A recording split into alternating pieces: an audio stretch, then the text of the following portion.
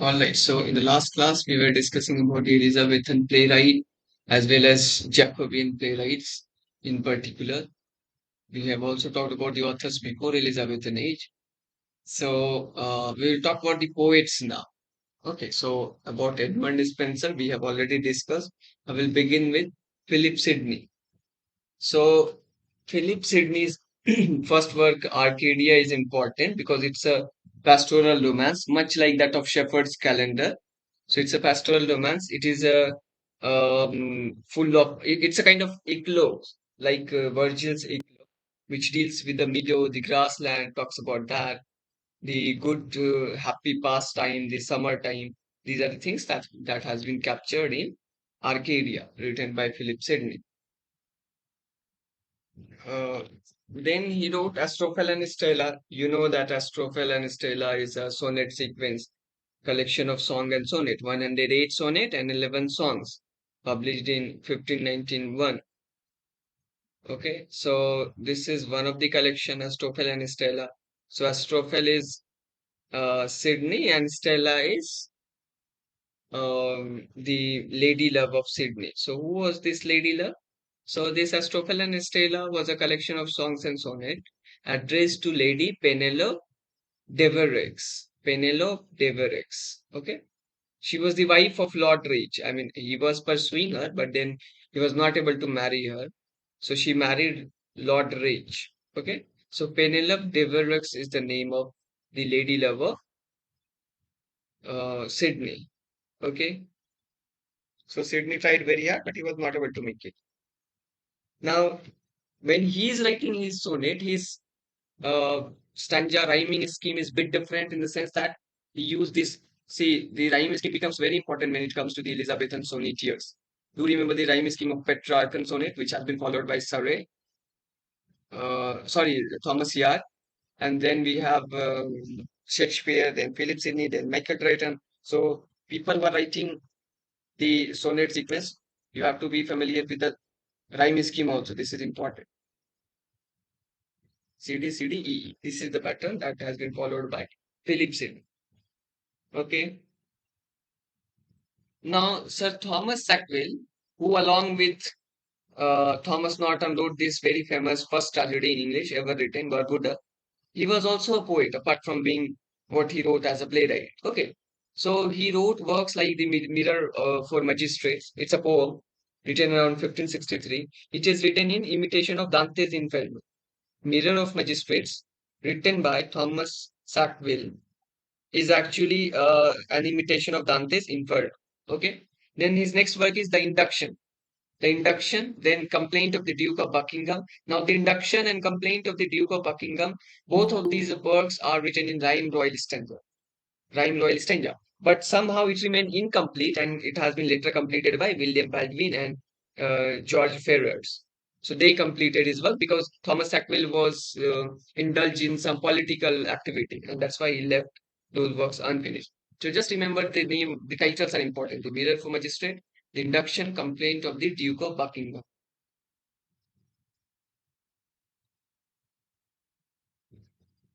So he wrote this Arcadia. I told you about this already. Arcadia written by Philip Sidney. Then he wrote this work Astrophel and Stella.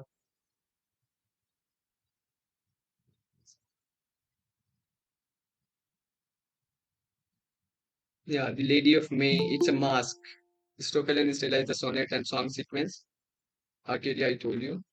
Then Apology for Poetry, Defense of Poesy. This you will read in that section of criticism. So Manshi will cover this.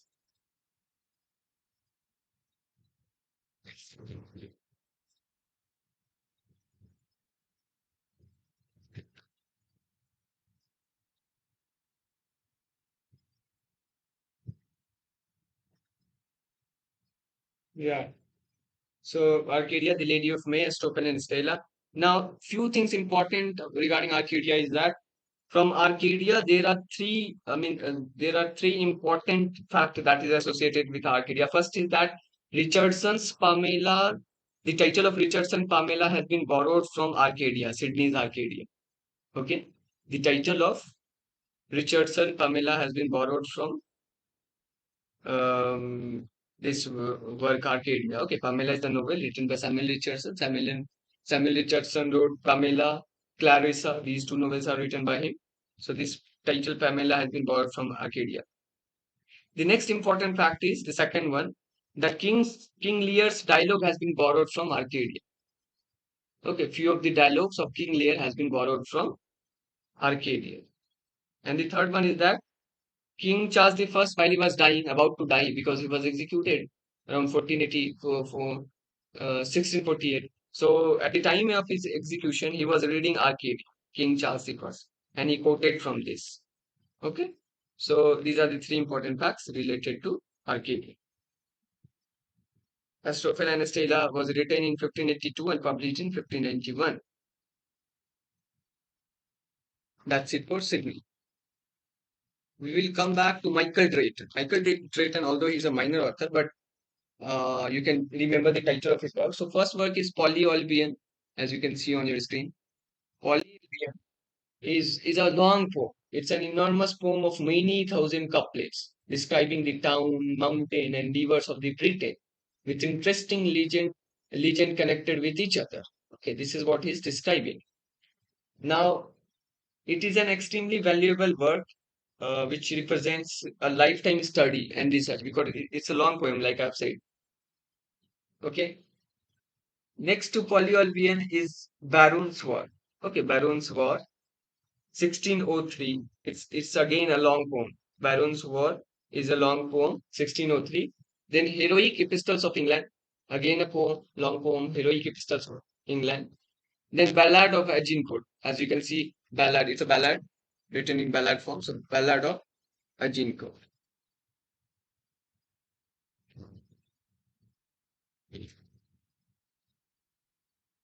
It's a short poem. Ballad of Agincourt is a short poem. Apart from this, one important sonnet sequence written by Michael Drayton is Ideas Mirror. Ideas Mirror. IDEAS, Ideas Mirror. Collection of sonnet. 52 sonnets were there in Ideas Mirror. This is important because they ask you the Elizabethan sonnet sequence. So Ideas Mirror is a sonnet sequence written by Michael Drayton. 52 sonnets were there.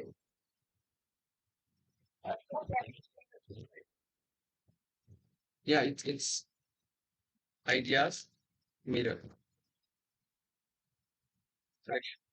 Collection of 52 sonnets.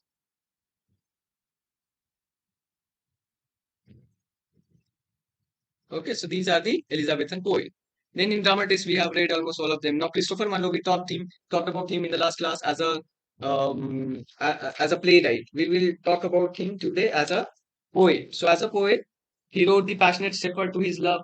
Remember, I told you Walter Raleigh actually replied him with his poem Cynthia. Okay, Ocean of Cynthia or Cynthia's Ocean, something like that. He wrote, Raleigh wrote The Ocean to Cynthia. Okay, it's a reply to Christopher Marlowe's Passionate Shepherd to His Love. It's a lyric poem by Marlowe. It was quoted in the Jew of Malta. Okay, the Passionate Shepherd. Now, these are the factual Sir, can information you say that you this need to again? understand. That the Passionate Shepherd to His Love was quoted in the Jew of Malta. John Donne composed a parody on it. What is the name of that parody? Thank Please you, tell sir. me. John Donne composed a parody on the same poem, The Passionate Shepherd to His Love. Can you tell me the name of that parody poem written by Donne?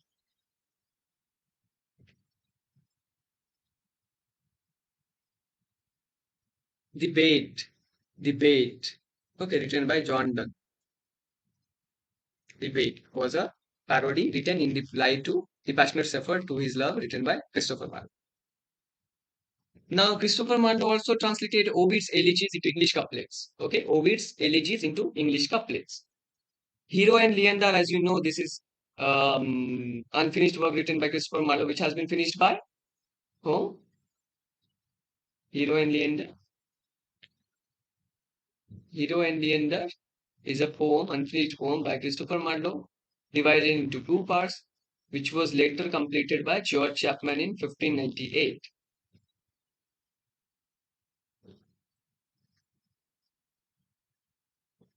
Then we will talk about Shakespeare's poetry. Right now we are talking about Shakespeare poetry. So Shakespeare wrote Venus and Adonis, dedicated to much wooed bachelor Henry Ritz-Soleil. Okay, he had addressed or dedicated this Venus and Adonis to this bachelor, much wooed bachelor, even in his sonnet. So Henry Ritz-Soleil, Earl of Southampton. Okay, Venus and Adonis.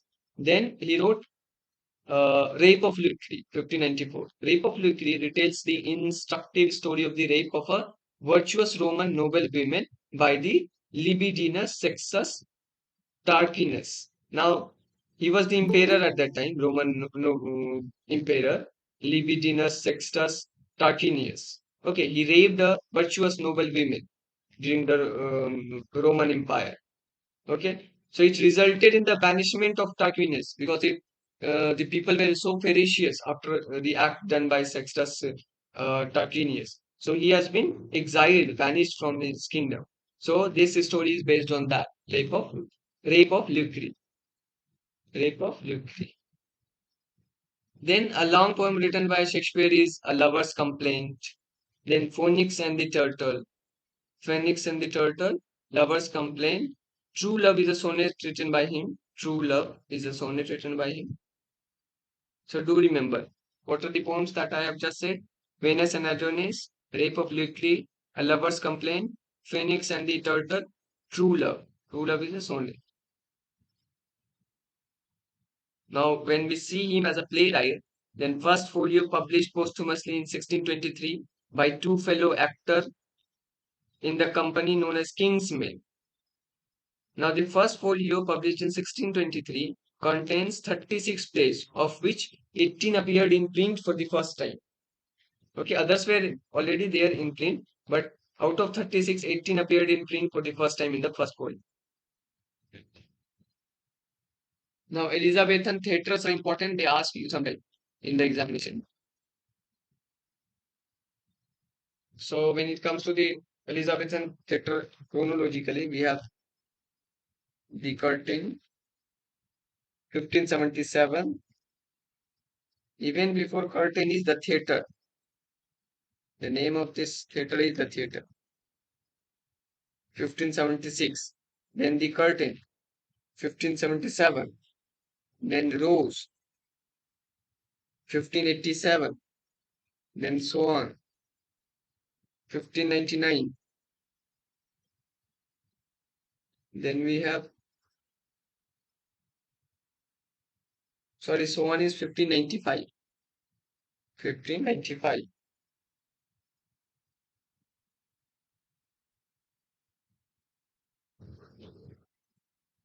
Then we have globe. 1599.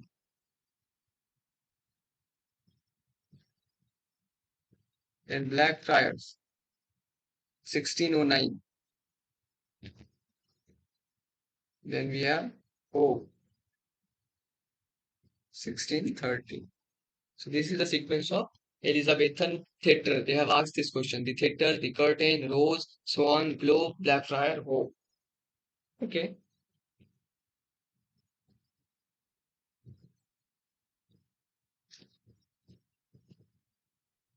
Some of the factual information related to Shakespeare and his time is that initially, you know that he began with the Two Gentlemen of Verona, his first play, sometimes considered to be his first play, the Two Gentlemen of Verona. There was a female cross dressing also in Two Gentlemen of Verona. Then Taming of Shrew. These are all light comedies. Then Titus Andronicus, it's a bloody tragedy. Then Henry six in three parts, Richard the three, Henry the fourth in two parts. Okay, these are all the plays. But then important factual information associated with this Elizabethan theatre is that there was this founding of Lord Chamberlain's men in 1594. They are later, after the death of Queen Elizabeth, they were known as Kingsmen because now there is no there is no queen but a king, James the First. So they were known as Kingsmen. So Lord Chamberlain's men, this was founded in 1594, and later they became Kingsmen. Shakespeare's company acquired a new theatre, the Globe, in 1599. The Globe Theatre is associated solely with Shakespeare and his company. On the death of Queen in 1603, his company became Kingsmen, from Lord Chamberlain's men to Kingsmen. In 1609, the company started to use a more exclusive indoor theatre. 1609 में I told you Blackfriar Theatre. So they started to use Blackfriar Theatre instead of Globe. Hamlet is Shakespeare's longest play. Okay, Hamlet is his longest play. He collaborated with John Fletcher and wrote Cardenio. Cardenio is a lost play. We have no manuscript of that. But then he probably collaborated with John Fletcher in order to write Cardenio, now a lost play. And it is also said that the Two Noble Kinsmen, Henry VIII, all of these plays are in collaboration with John Fletcher. He wrote these plays in collaboration with John Fletcher. Now, Henry VIII has another title. The title is All is True. Okay, Henry VIII is also known as All is True. This is another title of Henry VIII. Now, what happened is that during the performance of Henry VIII, or All is True, in 1613, the firing of stage cannon set the thatch of the Globe Playhouse on fire, and the playhouse burned into ashes. Nothing remained. Okay, so Globe Playhouse caught fire in 1613 during the performance of All is True, or Henry VIII. In the King's Men, that is Lord Chamberlain's Men, there were few important actors. They were Richard Burbage, Henry Condell, John Hemmings, Will Kemp. These are all the actors. Okay, Richard Burbage,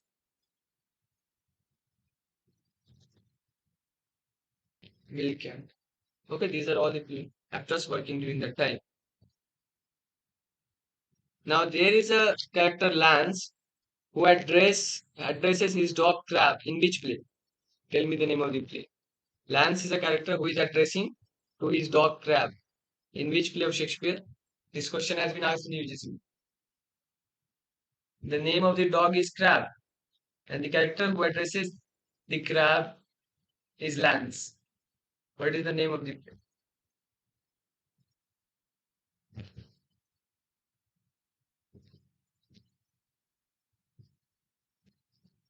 The Two Gentlemen of Verona. Okay. Lance addresses to his dog Crab in the Two Gentlemen of Verona. Sir John Falstaff is a comic character who appears in Henry the Fourth as well as the Merry Wives of Windsor. Okay, Windsor. Now, Robert Greene wrote bitterly in a pamphlet about Shakespeare as an upstart crow. This you know already.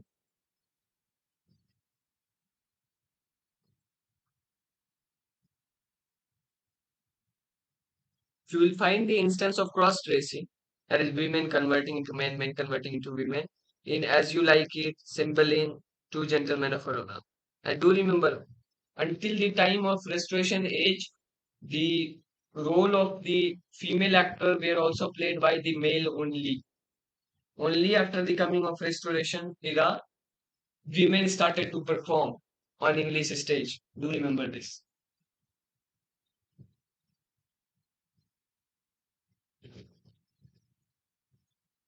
So first folio, like I've said, consists of 36 plays, with the exception of Pericles, the two noble kinsmen, and two lost play, Cardenio and Love's Labour's Gone. These are the plays that were not there in the first folio. Okay.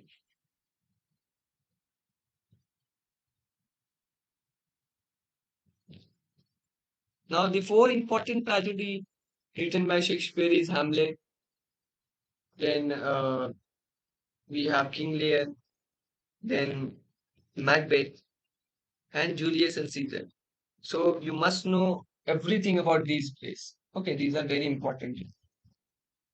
Most of the time they will ask you question from these plays on the four great tragedy and then the some of the comedies like Midsummer Night Dream.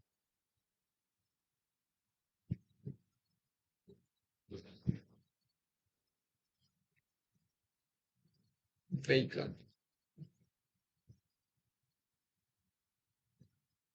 Father of English essay. Father of normally whom we call as father of essay is Montaigne. Okay, Montaigne.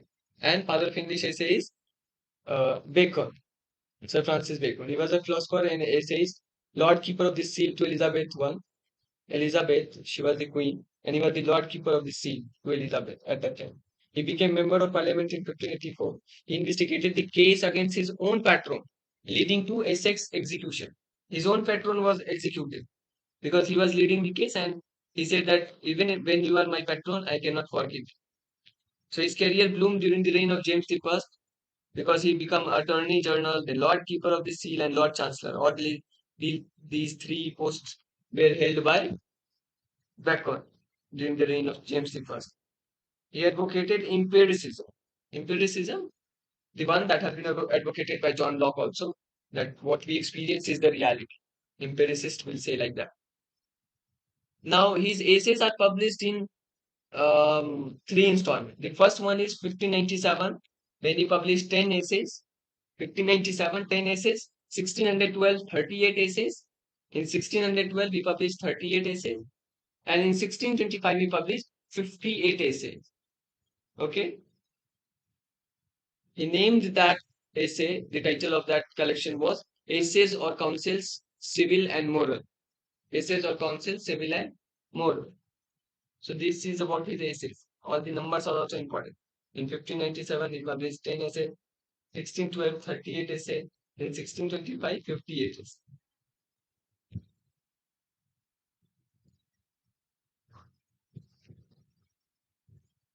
Now, in his essay, you will find reflections and observations in the form of advice. He is giving advice to people, okay, to live a successful life. For example, his essays on studies, of garden. It's kind of advice of wife, of husband, something like that. So he wrote formal essays or short phrases or short sentences. That is called aphoristic style. So Bacon is famous for this aphoristic style. They might ask you which style he used to follow. So aphoristic style. Then, apart from his essays, he wrote The Advancement of Learning, which was dedicated to James I. It was written in two parts. Advancement of Learning, 1605. A tract on education. It was a tract on education. Then he wrote uh, Novum Organum, the new instrument. Okay. Instauratio Magna, or great instauration or great renewal, was an idea propounded by Bacon in the above work, Novum Organum. Novum Organum was the second part of Instauratio Magna. Do remember like this. We have New Atlantis. Now, this is more like Moore's Utopia. New Atlantis is a kind of utopian society he was talking about. So it remained incomplete. The New Atlantis, unfinished utopian fiction. It was written in 1624, published in English in 1629. So here you will find the reference of Ben Salem, son of peace. Okay, Ben Salem means son of peace. It was there in the New Atlantis. He also wrote the history of the reign of King Henry VIII. History of the reign of King Henry VIII. Then Apothegms, New and Old. Apothegms, New and Old is another work written by him.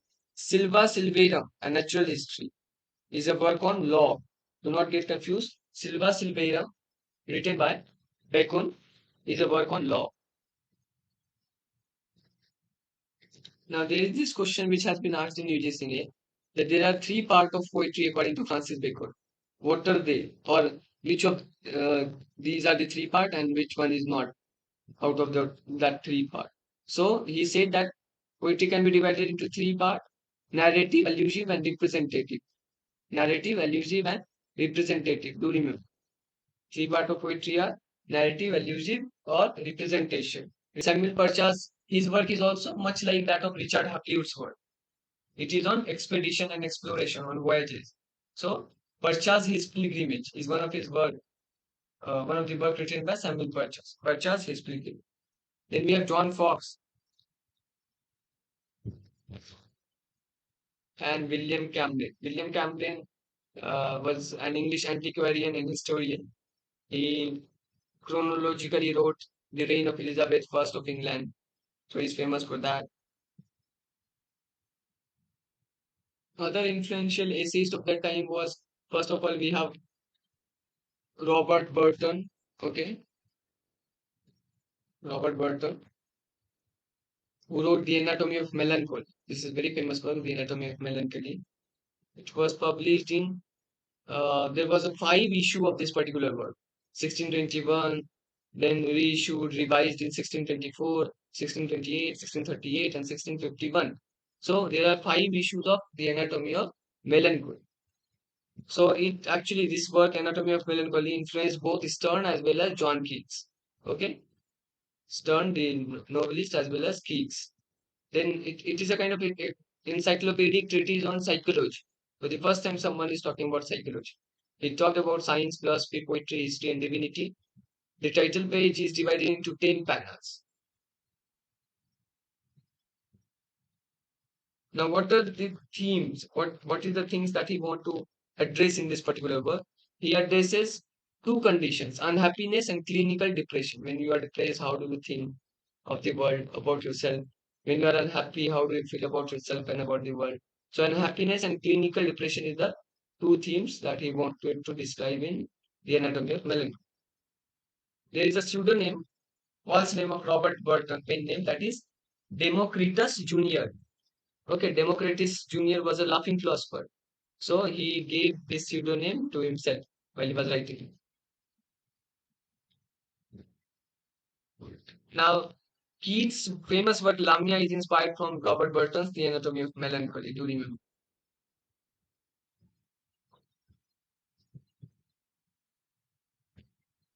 Then the next important Jacobean prose writer is Sir Thomas Browne. Sir Thomas Browne, Browne. Sir Thomas Browne is famous for Religio Medici, religion of a doctor. Okay, Religio Medici, religion of a doctor. And in this Religio Medici, he will say that there is no man more paradoxical than myself. He will say like this: there is no man more paradoxical than myself. Apart from Religio Medici, he also wrote Pseudodoxia Epidemica. Pseudodoxia Epidemica. Epidemica. Then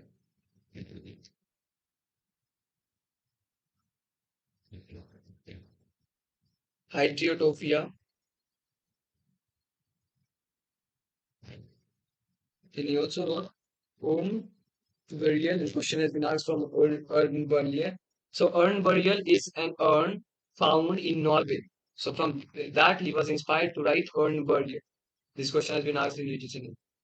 So Sir Thomas Browne wrote Religio Medici, Pseudodoxia Epidemica, Hydriotophia, urn burial, vulgar errors.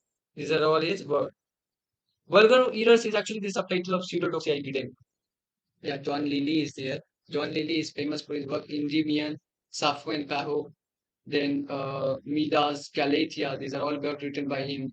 Apart from that, he also wrote Euphues, The Anatomy of Wit, and Euphues and His England. Do remember this. These titles are important. Euphues, The Anatomy of Wit, Euphues and His England, Sappho and Paho, Endymion. Endymion, remember, Keats also wrote a poem on this, Endymion. So Endymion, or the man in the moon. Now this Endymion actually represents shepherd. Okay. Endymion was a handsome young shepherd prince loved by the moon goddess Sally. The Women in the Moon is again a famous play written by women and in the moon. Question has been asked from women in the moon. All the titles are not that much. Then we have Christopher Marlowe. Christopher Marlowe. We have Robert Greene, who said to Shakespeare, upstart crow. But he's famous for his work Friar Bacon and Friar Bungay, then Orlando Furioso. These two are important works written by him. A Looking Glass for London and England. This is also important. Growth, worth of wit.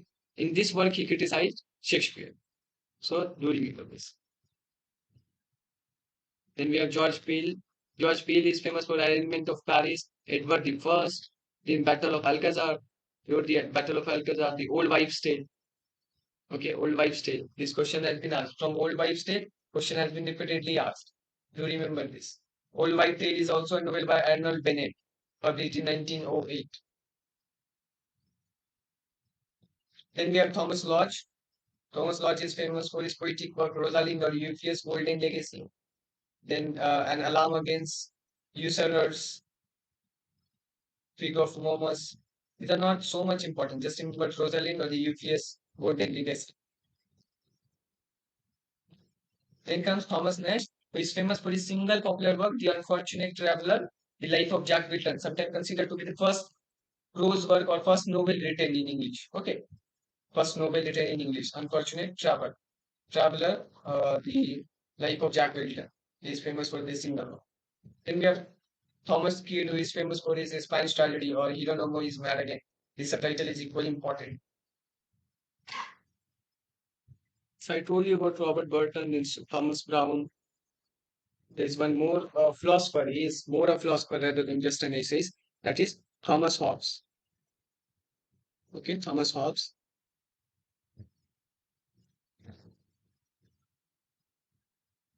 He is famous for his work, Leviathan. Leviathan, or the matter, form, and power of a commonwealth, ecclesiastical and civil.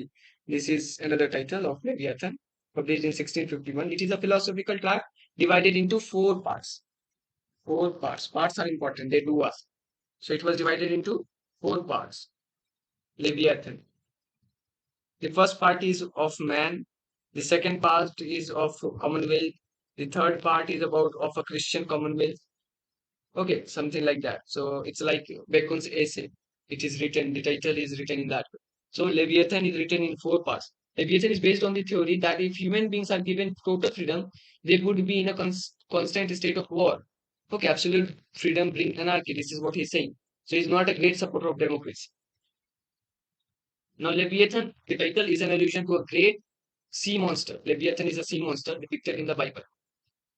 He also wrote, Thomas Hobbes also wrote a history of civil war.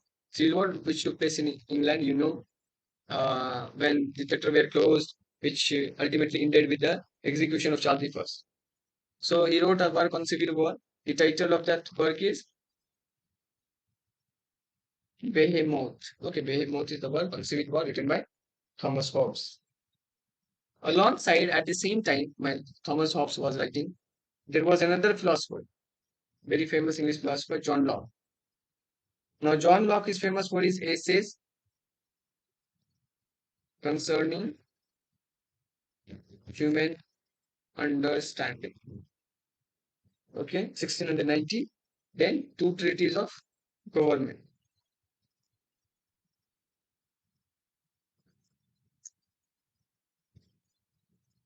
So, essays concerning human understanding, 1690. Then we have two treaties of government in which he emphasized that civil society are bonded together by enlightened self-interest. Okay, he said such things. John Locke. Do remember the titles are important.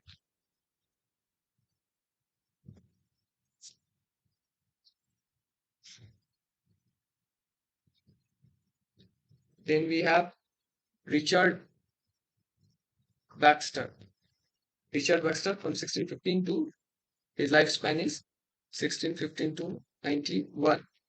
Now, why is famous? He's famous for this word, Reli-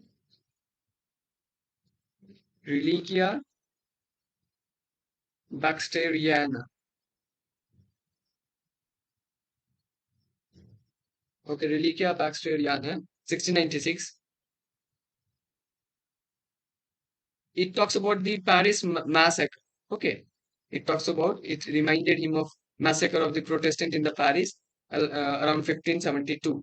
So Reliquia Baxteriana is one of his work, and his next work is The Saints Everlasting Rest, 1650. 1650.